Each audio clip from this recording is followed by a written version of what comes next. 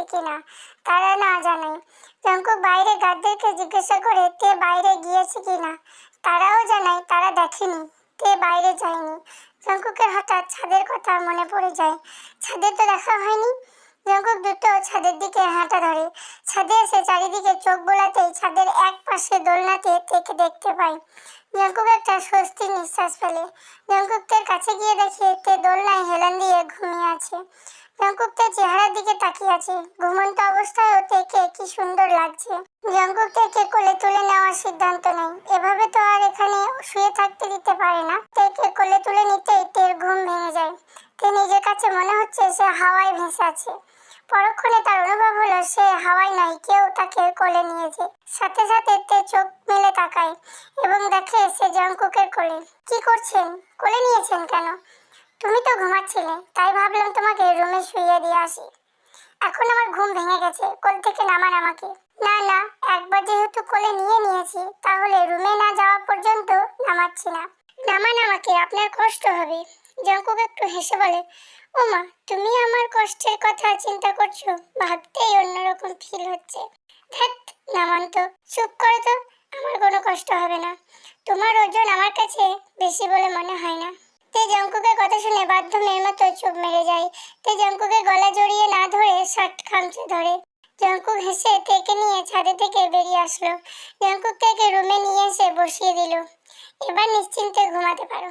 আমার আর ঘুম হবে না। ঘুম না আসলে কি করবা? আমার না কোথাও ঘুরতে যেতে ইচ্ছা করছে। সত্যি ঘুরতে চাও আমার সাথে? চাই। ওকে, তাহলে সন্ধ্যার পর বের হব। আচ্ছা।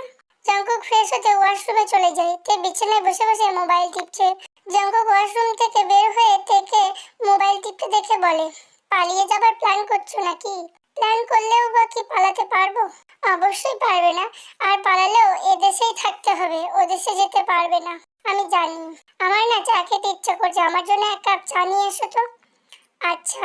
তে চলে যেতে নিলে জঙ্কুক বলল, শোনো, তুমিই বানাবে, সার্ভেন্টরা নয়। তে জবাব না দিয়ে রুম থেকে বের হয়ে যায়। কিছুক্ষণ পর হাতে এক কাপ চা নিয়ে রুমে প্রবেশ করে। জঙ্কুক তার হাত থেকে চায়ের কাপটা নিয়ে চায়ে একটা চুমুক দেয়। একদম মিষ্টি হয়নি। কি বলেন? চিনি তো ঠিকই দিলাম।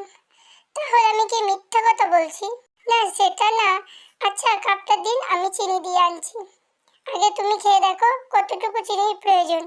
জঙ্কুক তের হাতে চায়ের কাপটা ধরিয়ে দেয়।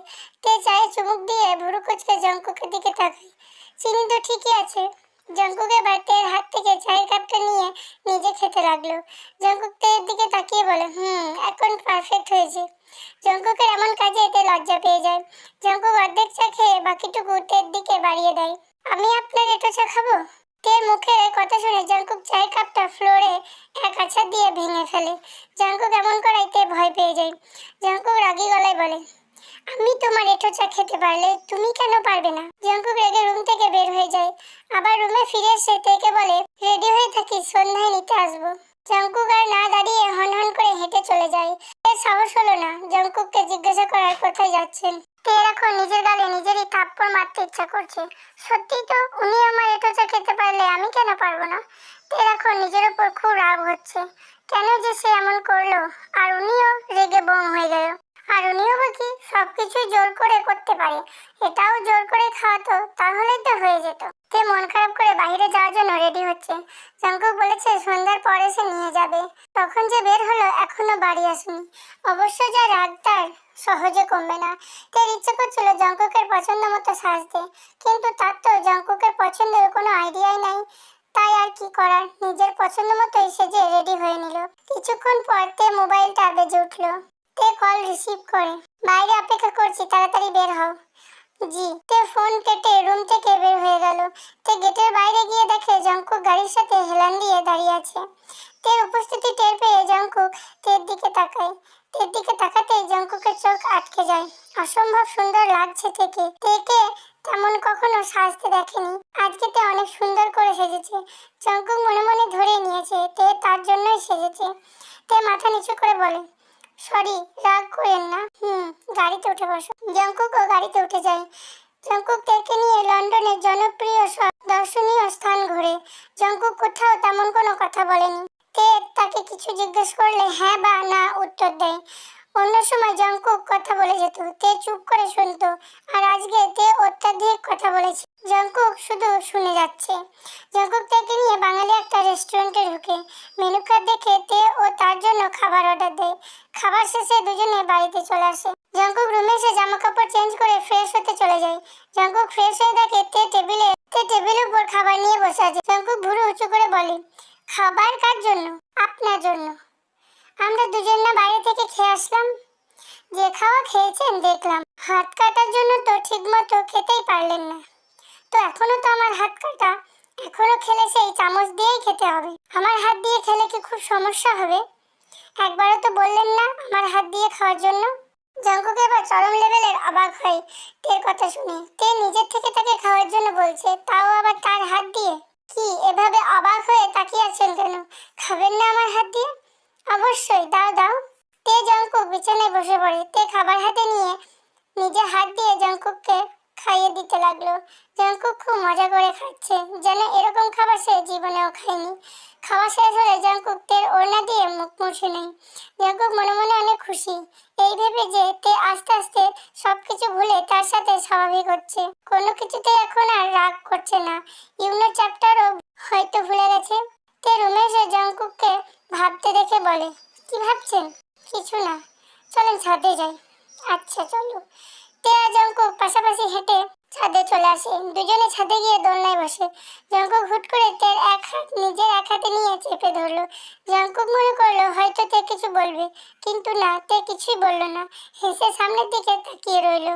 জঙ্কুকও হেসে দিল। কিছু সময় রাতের প্রকৃতি উপভোগ করার পর জঙ্কুক তেকে নিয়ে রুমে চলে আসে ঘুমানোর জন্য। এভাবে একদিন করে অনেক দিন কেটে যায়। তেও জঙ্কুকের সাথে খুব মিশে যায়।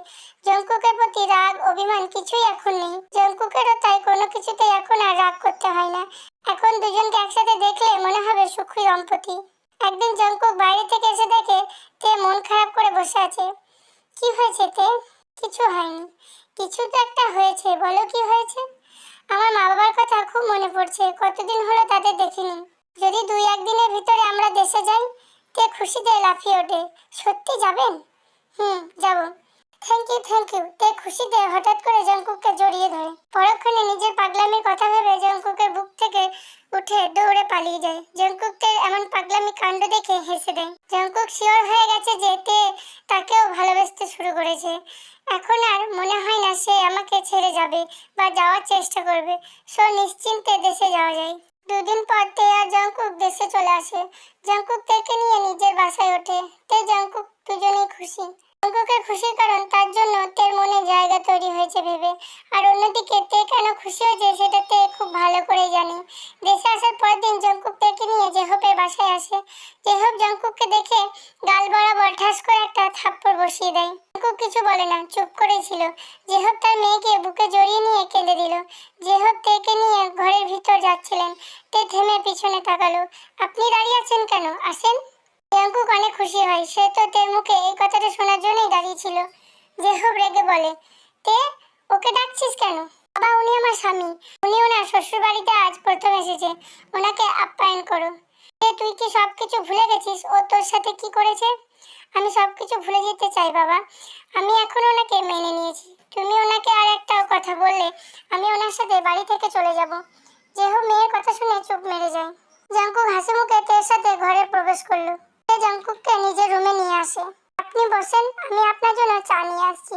জঙ্কুক তেকে পিছন থেকে ডেকে বলে, তে থ্যাংক ইউ। তে জঙ্কুককে একটা মুচকি হাসি উপহার দিয়ে চলে যায়। জঙ্কুক তের বিছানায় শুয়ে পড়লো। তে চা নিয়ে এলো।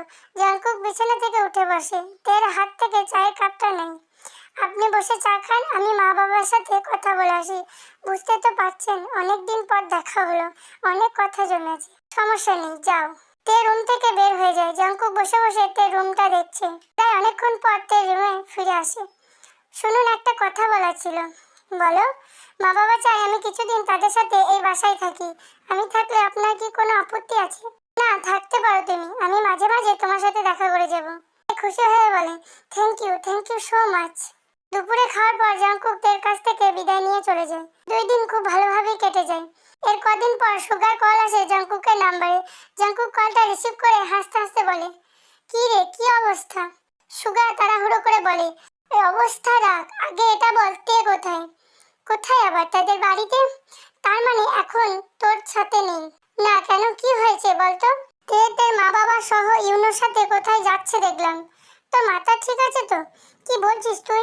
আমি ঠিকই বলছি, আমি নিজের চোখে সবাইকে দেখেছি। আচ্ছা তুই ওদের ফলো কর, দেখ কোথায় যায়। আমি আসছি। আচ্ছা তুই তাড়াতাড়ি আয়। জঙ্কুকের মাথায় রক্ত উঠে যায়। সুগাতাকে এটা কি কথা শোনালো? এত কিছুর পরেও তে আমার সাথে এমনটা করতে পারলো? সেই অন্যর সাথে আবার। জঙ্কুক গাড়ি নিয়ে বেরিয়ে পড়লো। সুগা ফোন করে জানিয়েছে জঙ্কুককে এয়ারপোর্টে আসতে। জঙ্কুক এয়ারপোর্টে আসতে ইউনোর উপর চোখ পড়ে। ইউনো এয়ারপোর্ট থেকে গাড়ি নিয়ে বের হয়ে যাচ্ছে। জঙ্কুক আর সুগা ইউনোর পিছু নেয়। ইউনো একটা বাড়ির সামনে গাড়ি থেকে নেমে বাড়ির ভিতরে ঢুকে যায়। জঙ্কুকও চুপিসারে ইউনোর পিছু পিছু বাড়ির ভিতরে ঢুকে পড়ে। বেবি বেবি, পেয়ে গেছি 1 কোটি টাকা। শব্দ অনুসরণ করে জঙ্কুক একটা রুমের দরজার সামনে চলে আসে। আর পেতে শুনে ভিতরে কিসের আওয়াজ হচ্ছে। সত্যি ওনার হাতে থেকে ধরিয়ে দিয়েছো?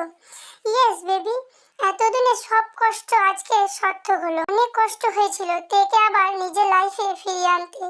তেও বোকার মতো জঙ্কুককে ছেড়ে আবার আমার কাছে চলে আসে। যে জঙ্কুক তাকে এত ভালোবাসে, সেই ভালোবাসাকে ছেড়ে এই মেয়ে আমার কাছে চলে আসে। তে বোকা মেয়ে, সত্যিকারের ভালোবাসাটাই বুঝলো না। আচ্ছা তোমার বস মেয়েটাকে দিয়ে কি করবে? কি আর করবে, নিজে একটু ছুঁয়ে দেখবে, তারপর ওকে দিয়ে ব্যবসা শুরু করবে। আহারে বেচারি, সো স্যাড। আচ্ছা বাদ দাও তোর কথা, এখন আমাদের কথা ভাবো। ইয়াপ বেবি, চলো লাইফটাকে এনজয় করি। অবশ্যই লাইফটাকে এনজয় করবি, সেই ব্যবস্থা আমি করব। জঙ্কুক দরজার আড়াল থেকে বেরিয়ে আসে।